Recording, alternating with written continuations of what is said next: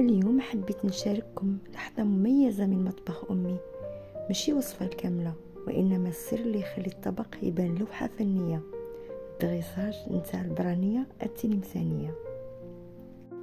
جابت أمي الطبق اللي يتحمل السخانة وحطته قدامها بكل رزانة، بدات باللحم المطبوخ في المرقة الحمراء، رتبته في الوسط كيما التاج، ومن بعد جابت البرانية ولا الباذنجان بلونها الذهبي اللي يلمع، وبدات تسدفها واحدة بجنب واحدة بكل عناية كأنها ترسم لوحة بيديها.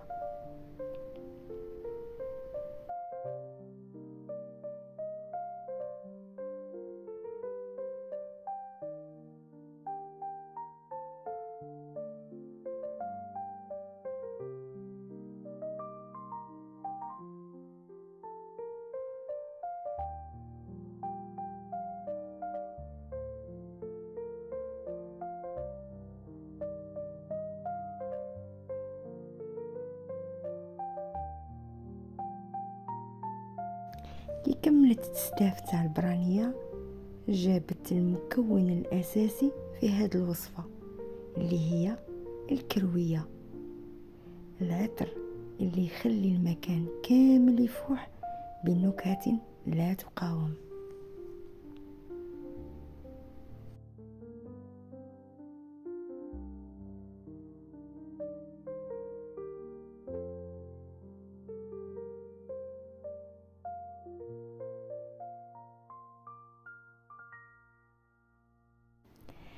ومن بعد جابت داك الحمص اللي طيبته مع اللحم في المرقة، حبات كي اللؤلؤ متناثرة هنا وهناك فوق سطح البرانية، طاب جا زبدة.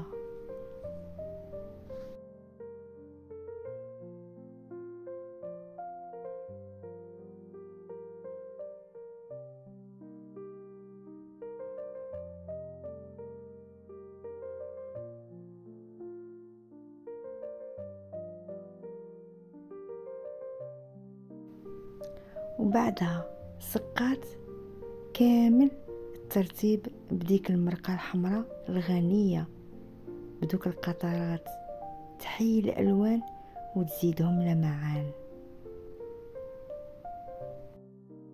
وفي الأخير جا وقت التجمار على نار هادئة باش تكتمل الحكاية، وكي تحط الطبق فوق الطاولة زاد جماله كي رافقناه بخبز الدار المعجون باليد. واش نقول لكم، قاعدة مع أمي بلمساتها الثمينة وريحة البرانية تفوح، قاعدة ما توزنش بالمال الدنيا. Un moment unique autour d'un plat préparé avec amour par ma chère maman.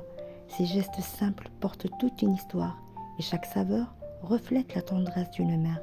Rien ne remplace une table partagée avec elle, un vrai trésor de la vie. C'était Nabila avec vous. Alors n'oubliez pas d'abonner et de liker. À très bientôt les amis.